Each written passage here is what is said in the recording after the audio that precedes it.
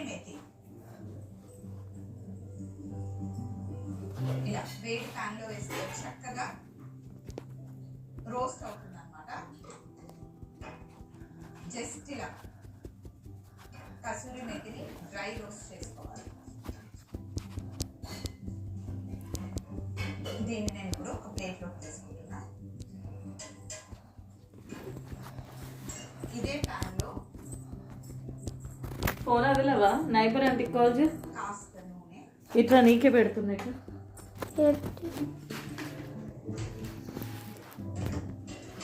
ఇందులో కొద్దిగా ఉప్పు, వస్తున్నా అదే కొంచెం కారం, కాస్త ఎవరెస్ట్ గరం మసాలా వేస్తున్నాను.